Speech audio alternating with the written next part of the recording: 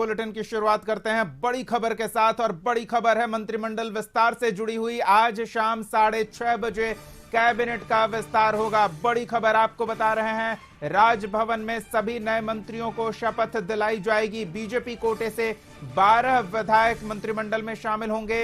इसमें मंगल पांडे, रेणु देवी, नीरज बबलू, नीतीश मिश्रा, नितिन नवीन, जनक राम, केदार गुप्ता, दिलीप जायसवाल, हरि सहनी, कृष्णा नंदन पासवान, सुरेंद्र मेहता और संतोष सिंह शामिल हैं। तो वहीं जेडीयू कोटे से सुनील कुमार, शीला मंडल, अशोक चौधरी, महेश्वर हजारी, जयंत राज, जमा खान, लेसे सिंह, रत्नेश सदा और मदन सहनी मंत्रिमंडल में शामिल किए जाएंगे।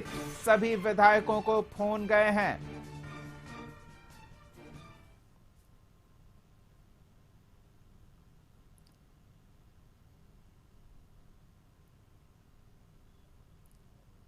बड़ी खबर इस समय की आपको बता रहे हैं, बिहार में मंत्रिमंडल विस्तार का समय तय हो गया है। 6:30 बजे कैबिनेट विस्तार को लेकर राजभवन में कार्यक्रम आयोजित किया जा रहा है, जिसमें नए मंत्रियों को शपथ दिलाई जाएगी। बीजेपी कोटे से 12 विधायकों को मंत्रिमंडल में जगह दी जा रही है। इसमें मंगल पांडे, रेणु देवी, नीरज बबलू, नीतीश मिश्रा, नितिन नवीन, जनक राम, केदार गुप्ता, दिलीप जायसवाल, हरि सहनी, कृष्ण नंदन पासवान, सुरेंद्र मेहता और संतोष सिंह के नाम हैं।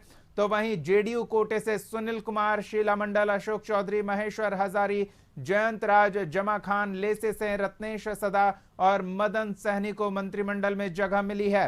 सभी विधायकों को फोन आने शुरू हो चुके हैं। सीधे सहयोगी अमित सिंह का रुख करते हैं। अमित, मंत्रिमंडल में कौन कौन से नए सदस्य होंगे, ये तय हो चुका है? बिल्कुल, जो पुराने चेहरे हैं उन पर ज़्यादा विश्वास किया गया है। जेडीयू की तरफ से जो पुराने चेहरे पिछले मंत्रिमंडल में रहे हैं लगभग वही लोग हैं। कुछ चेहरे नए बदले गए हैं। महेश्वर हजारी जो है, जो उपसभापति थे, उनको इस बार मंत्रिमंडल में जगह मिली है। इसके अलावा कई पुराने चेहरे हैं। बीजेपी में नए चेहरे हैं। बीजेपी में नए चेहरों को लाया गया है, जिसमें कि जनक राम है, केदार गुप्ता है। तो ऐसे लोग, हरि सहनी को मौका मिला है। तो कई ऐसे लोग, सुरेंद्र मेहता हैं, संतोष सिंह है। तो बीजेपी में कई नए चेहरे हैं, लेकिन जेडीयू में पुराने चेहरों पर ही, पुराने लोगों पर ही भरोसा जताया है मुख्यमंत्री नीतीश कुमार ने। तो अब लगभग तय हो चुका है। जिस तरीके से कशिश न्यूज़ लगातार खबरें चला रहा था कि 6 से 6:30 बजे के बीच में शपथ ग्रहण समारोह होगा, मंत्रिमंडल का विस्तार होगा। तो 6:30 की जो है वो समय निर्धारित की गई है शपथ ग्रहण की, मंत्रिमंडल विस्तार का। राजभवन में मुख्यमंत्री नीतीश कुमार के साथ जो नए चेहरे होंगे जेडीयू और बीजेपी के, वो लोग सभी आज शपथ ग्रहण समारोह में शामिल होंगे, शपथ लेंगे। तो जो अटकलें चल रही थी, पिछले 2 दिन से लगाए जा रहे थे, उन पर अब पूर्ण विराम लग गया है। जो बड़ी जिम्मेदारी के साथ कशिश न्यूज़ ने कहा था कि जब तक पुख्ता आधिकारिक सूचना न मिल जाए, तब तक हम अपने दर्शकों के बीच में कोई भ्रम नहीं फैलने देंगे। तो हम लोगों ने जिम्मेदारी के साथ इस खबर को पुख्ते तौर पे, जब आधिकारिक इसकी घोषणा हो गई, तब जाके इसको हम लोग चला रहे हैं कि आज शाम के 6:30 पर दीपक ये मंत्रिमंडल विस्तार होगा। अभी मुख्यमंत्री नीतीश कुमार, डिप्टी सीएम सम्राट चौधरी और विजय सिन्हा कैबिनेट की बैठक में शामिल होने गए हैं। और कैबिनेट की बैठक, खबर मिल रही है कि शुरू हो गई है। कई एजेंडों पर आज मुहर लगनी है। और सबसे महत्वपूर्ण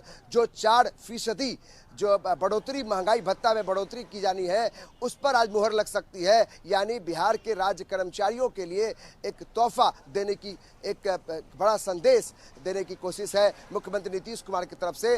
तो 2 अहम चीजें हैं, एक कैबिनेट की बैठक और उसके बाद होगा मंत्रिमंडल विस्तार। तो दीपक, अब बिल्कुल अमित, और इन दोनों चीजों के बाद कल इलेक्शन का डेट अनाउंस होने वाला है। तो नीतीश कहें या एनडीए की बिहार में जो कोर टीम है कैबिनेट की, उस पर कंधे पर काफी दारोमदार है।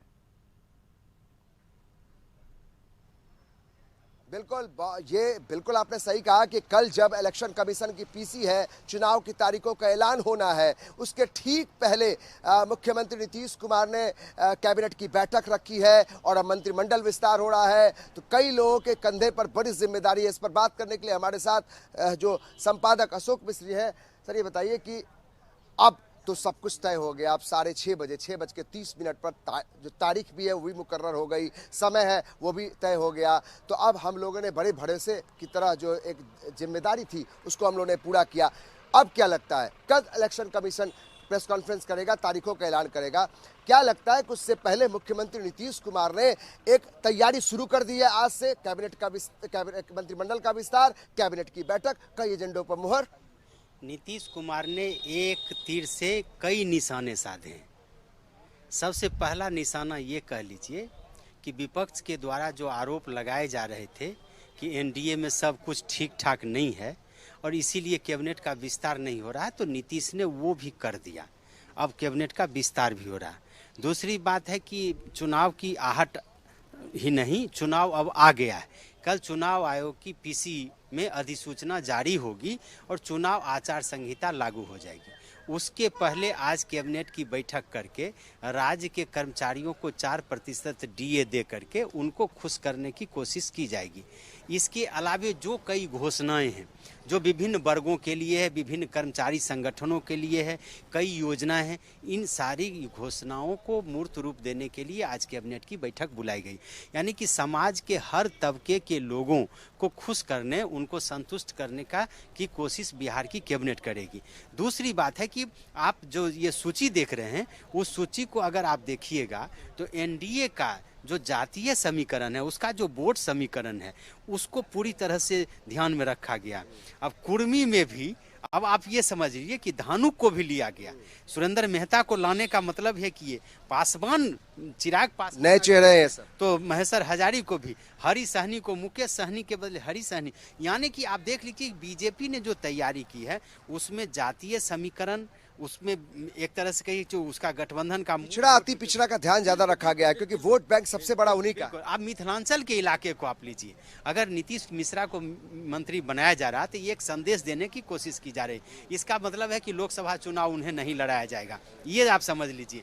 मंगल पांडे को अगर जिम्मेवारी दी गई है तो मंगल पांडे बंगाल के प्रभारी भी हैं और बिहार में उनको कैबिनेट मंत्री दिया है। तो कैबिनेट मंत्री के रूप में अगर वो वहाँ पे जाते भी हैं, ठीक है आचार संहिता रहेगी लेकिन उनका कद बढ़ा रहेगा। तो एक बड़ी जिम्मेवारी मंगल पांडे को देगी। और इसके अलावे कई नए चेहरे हैं। सुपौल का कोसी का इलाका जो है, नीरज कुमार बबलू को वहाँ पे लाया गया है। नीरज कुमार बबलू दबंग हैं और आप देख लीजिए और जाति विशेष को भी खुश करने की कोशिश की। बिल्कुल, और कोशिश की गई है कि ये संतुलित हो। और इसीलिए बीजेपी का जो वोट बैंक है, बीजेपी ने अपने वोट बैंक पर अगर ध्यान दिया है तो नीतीश कुमार ने भी अपने वोट बैंक को पर ध्यान दिया। और यही वजह है कि जो अधिकांश पुराने चेहरे हैं नीतीश का उसी पर भरोसा है। और यही देख लीजिए कि महेश्वर हजारी को अगर आप छोड़ दीजिए तो अधिकांश बड़े वही पुराने चेहरे हैं। मदन सहनी हो, लेसी सिंह हो, या फिर अन्य जो लोग बना जा रहे हैं, सुनील कुमार हो, तो उन रत्न सदा हो। जेडीयू में भरोसा किया गया, पुराने चेहरों पुराने चेहरे पर भरोसा किया गया है।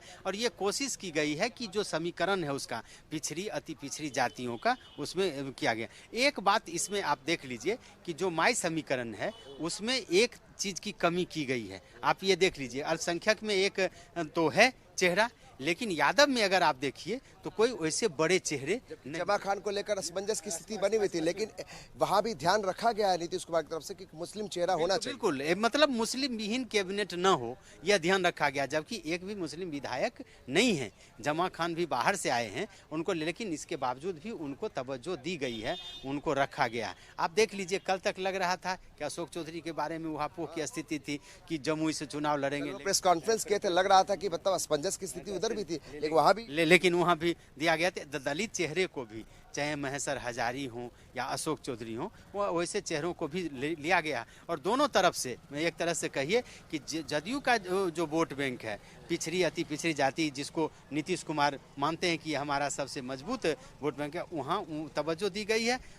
और बीजेपी का जो वोट बैंक है उसमें लेकिन जो बीजेपी में देख रहे हैं जो लिस्ट है, उसमें बीजेपी में हर जाति विशेष पर ध्यान दिया गया है। आपने सही कहा, सुरेंद्र मेहता है, चाहे फिर कृष्णनंदन पासवान है, हरी सहनी है, यानी हर दिलीप जायसवाल हैं। बिल्कुल। और जो पार्टी के प्रति समर्पित रहे हैं, ये भी देखा गया। अब हरी सहनी विधानसभा परिषद में विरोधी दल के नेता थे सम्राट चौधरी खंसे, फिर उनको भी दे दिया गया, उनको भी सम्मान दिया गया, मंत्री पद उनको भी नवाजा गया। तो ये देख लीजिए कि जो मंत्रियों की जो लिस्ट आई है, रेणु देवी को फिर मौका दिया गया। तो ये आप ये समझ लीजिए, चूंकि वो पिछड़ी जाति से आती हैं, अति पिछड़ी। और सबसे बड़ी बात है कि जो बेतिया का इलाका है, चंपारण का इलाका है, उसमें वो सबसे पुरानी रही। तो एक तरह से कोशिश की गई है कि सबको समायोजित किया जाए।